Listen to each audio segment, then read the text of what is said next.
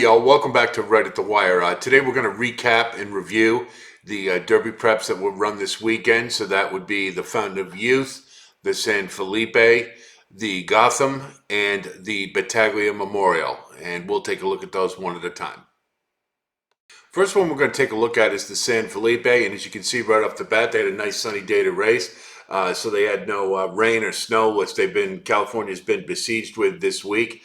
So it was a good, easy way to validate or evaluate the contenders. So away we go.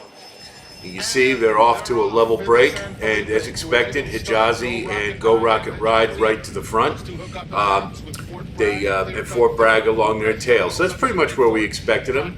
Practical move right in the pocket, ground-saving trip along the rail. And, obviously that would benefit him later. You see, Bluegrass Go-Go is extremely rank, and he really wanted to go, and they had an iron grip on him, and so I think that compromised his chances. I didn't expect him to factor anyway. You see Skinner at the back, just biding his time for that late run. We had been told that Control the Chaos was looking really good in the paddock, and expected him to run a little stronger in the stretch, but maybe he just dirt isn't his preferred surface. I'm not sure. You can see Hijazi just meandering along, keeping it pretty slow. He's got token pressure for the most part. Practical move, just biding his time, and Skinner's making his move. And at this point, I thought really Skinner had an excellent chance to win the race, because he timed it just right, and I thought he was going to catch the turn full of run and be at peak effort, and he pretty much did, except for this one thing right here. Hijazi blew the turn, and he carried everybody out further to the right, which kind of halted their momentum. You see Fort Bragg got the worst of it, and Practical Move benefited on the inside, and he got the trip. And aside from that, he drew away nicely, and he continues to outrun his pedigree. Go Rocket Ride with a nice race, and Skinner with a big finish. It was a great, really solid effort overall by Practical Move. Next one we're going to take a look at is the Fountain of Youth, and you see it was a nice sunny day in Florida, so the pristine conditions again for evaluating. So they're off, and it was a pretty good break. A little bit of a surprise. Cyclone Mischief right to the lead. Didn't quite expect that. I think maybe that the idea was to get him out of traffic where he'd been having problems in the past. So he's right at the top. Meanwhile, Forte, pocket trip, sitting pretty right along the rail, saving all the ground. You see Mage broke kind of poorly, and so he had to rush up a little bit. Don't know that it would have made too much of a difference, but it's only his second start, so in his third, I'm sure he'll break better, and maybe he can be a little bit more of a factor. Rocket Can, more forwardly placed this time, but wide. Again, he seems to love to run wide. I don't know, but anyway, he's raiding along, and Cyclone Mischief on the engine. Tried to slow it down. As you can see, pretty slow pace, 24, 47, and 3. And at this point, he's looking pretty good, and you see Forte's a little boxed in, so it was wondered if he was going to break free, but obviously Irad had plenty of horse, and he knew it, so he just bided his time, and he's just waiting to push the button, and away he goes. He takes it to the outside, and the race is over at this point. He just inhales this field. You can see the four of them. That's the last time you'll see them. And he just put this field away. Just looked fantastic doing it. This is the race we've been waiting for all year. And it's so great to know that this was his first off the layoff, so better things are ahead. You see Rocket Can kept on really well, as did Mage, and even Cyclone Mischief. And you see Mike Rapoli overjoyed as usual. So it was a really solid effort for Forte, and the one we've been waiting for, and I think he put his stamp on the 3-year-olds as the leading Derby contender. Next one we're going to take a look at is the Gotham, the 1 mile at Aqueduct, and you can see they ran it in the slop, so that's definitely something to consider when you're thinking about this race, and let's see how they did. We saw one thing really unusual at the break that you don't see too often, and How Great Is Nate unseated J.D. Acosta. And the interesting thing is normally they stay out to the outside, but this time How Great Is Nate stayed on the inside. It kind of created a traffic jam. I don't think it affected the order of finish, but it was something kind of interesting you don't see too often. Added a new challenge to the race. You see, Iron Clover was quick to get out to the lead. There was all kinds of speed in this race. An enthusiastic pace wasn't a surprise. You've got all these sprinters stretching out. Everybody wants to lead, so it's a pretty tall order to ask any horse to wire the field when you've got all this early sprinter speed. And you can see he's being challenged by Recruiter all the way around, and then How Great Is Nate makes a little appearance to say hello. They just so he set a pretty big pace. So we knew a closer was likely to be one who would win this. And you see at the back, Slip Mahoney, really surprised they took him quite so far back, but he started making his move. And you see they come around the turn, and you see the cavalry charge starting from the back. But really, the one who was in the position was the one who was a little closer to it, and that was grandstand side up on the far outside. General Banker, and from out of it, Ray's Kane is taking Ray's Kane. I forgot his name for a minute. Sorry. So Ray's Kane just we thought he'd do pretty well because he had been competitive against some of the leading 3-year-olds, and he just had a really decisive win in the slop at 23-1. Kudos to you if you had him. Slip Mahoney came up late for second. Expected him though to be a little more involved early, but with all the pace in the race, it's no surprise that they kept him back. The fact that it was in the mud and with this field, with a lot of them who were stretching out for the first time, it's kind of hard to gauge. But we'll see if Ray's Kane can do it around 2 turns. That'll really be the benchmark to determine whether or not he's a serious Derby contender. The last one we're going to look at is the Battaglia Memorial, run on synthetic surface, so we have to keep that in mind. And you can see it's a pretty big field, and let's see what happens. You see they're off a pretty clean break. Was a little surprised in this one at how keen the pace was early. American Speed really wanted to lead, and he was just on the engine and all fired up, which is really surprising given synthetic surface. And Eyes on the King, I didn't expect to be up that close, but he was clearly just as eager. And so the two of them just blistered right along and really set things up for late runners, as we later will see happen. But they're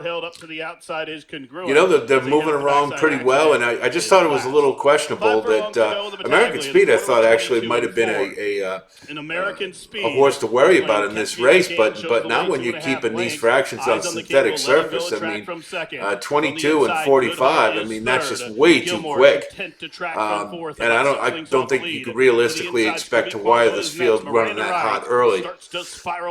And as you can see, the cavalry charge is sort of starting. And you see Gilmore trying to get into the race, but he really, kind of bottomed out. Really didn't factor terribly much. So I don't think he showed us a whole lot here. Now you see Bromley coming around the turn, and we thought he'd be one that'd be pretty good in this race, given his prior form and his prior competition. But you see, he had some company for Moon Landing, and the real surprise was right here with Congruent. The horse has been just such a frustrating and disappointing horse. He finally found the surface that's agreeable to him, and you see a big finish from Scooby Quando.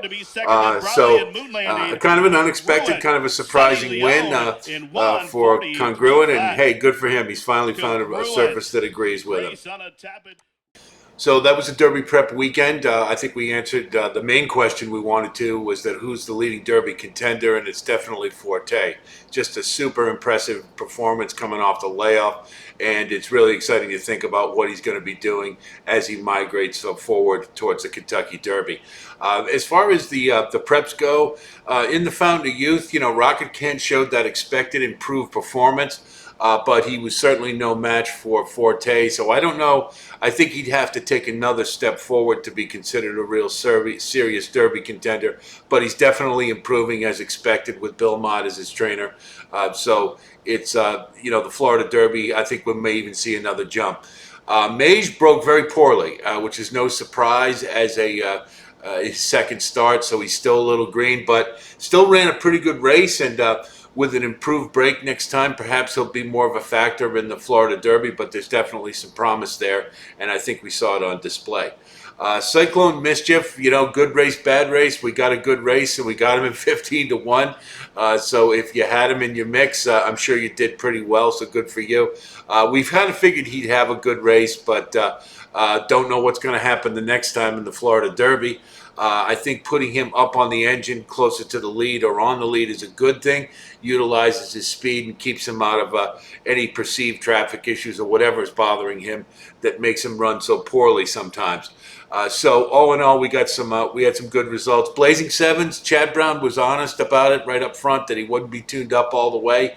As we noted, Chad Brown likes to take steps, planning towards a big race, and so we didn't expect much out of Blazing Sevens. So I think the Florida Derby will definitely see more from him, and hopefully he can show us something around 2 turns and be a bona fide Derby contender. It'd be nice to see some competition for Forte. As for the San Felipe, practical move continues to outrun his pedigree. Had a really nice, solid professional effort. He did get a ground-saving trip, and it was pretty unencumbered. So maybe that was to his benefit. So maybe when there's a little adversity, that would be a better test. But he looks really comfortable around 2 turns, and until I think the distances when they get longer, maybe that's when we see the cracks in the facade, but right now he looks pretty good. Hijazi, I think, demonstrated that 2 turns is not what that horse wants. The swing out in the stretch, the not changing leads, it just didn't look comfortable, looked tired. That's a talented horse. We'll definitely be seeing him in the Pat Day Mile or the Woody Stevens, something like that later in the year. But I think his Derby trail is pretty much over. Unfortunately, when he did swing out, he interrupted things for Fort Bragg, who I don't think was going to win, but it did impede his chances to be more of a factor in the stretch. I think he basically was like Tappett's Conquest. We keep waiting for him to run that big race. We know he has the talent. He just needs to continue to grow up. Who knows, in the Santa Anita Derby, maybe that'll happen for him. Go Rocket Ride had a really nice race for his second start. That's not too much of a surprise with Dick Mandela as the trainer. And it's pretty exciting to think about what might happen in the Santa Anita Derby with some more training under his belt. Skinner, he made that nice late run. He definitely validated that maiden win that he had. But basically he's like Red Route 1. He's a little dependent upon the pace, being that far back. In order to be more of a factor, I think he needs to be more forwardly placed in a race in order to take advantage of that big late run that he has. So right now it's you got him and Red Route 1 for 3rd and 4th in the Derby because that's the late running style isn't going to get the job done. But he's definitely, he's definitely got some talent there, and hopefully we'll see another move forward. As far as the Gotham goes, the fact that it was in the mud and around 1 turn with all those sprinters in it, kind of hard to evaluate it as a race and what it means to the Derby. But Ray's Kane, he put in a nice effort. We thought he'd do well, and you got 23-1 on him. So if you had him, good for you. But we got to see him do it around 2 turns before we really know what he's all about. Slip Mahoney was a little too far back for my liking. I was a little surprised that they took him that far back. Obviously, they wanted to avoid a hot pace, but I think he'll be forwardly placed in the Wood Memorial, and then maybe we'll have a better idea of what we got there. I think there is definitely some talent. As far as the Battaglia Memorial, most of the horses in that race seem to be tied to the surface. And since the Derby's not run on synthetics, I don't know that we got a whole lot out of that race. Having congruent win it, he finally found a surface to his liking, so good for him. But it almost kind of figures that he won that race because it was it was a kind of a tough field to figure out. There was a lot of immaturity, as we noted, so him winning it kind of kind of fits the bill. So I think he's kind of like confidence game, though. I don't expect him to do really any more running that would be significant for the Derby. So I don't think it was really much of a race, and it didn't teach us a whole lot. But we did have the major question we wanted answered, and that's who the leading contender for the Derby is, and it's definitely Forte. We've got the Tampa Derby coming up this weekend, and I'll have a video for you later this week. And I think I'll update the top 25 Derby list that we had, given that we had so many positive things happen this weekend. So be on the lookout for those, and I'll talk to you then.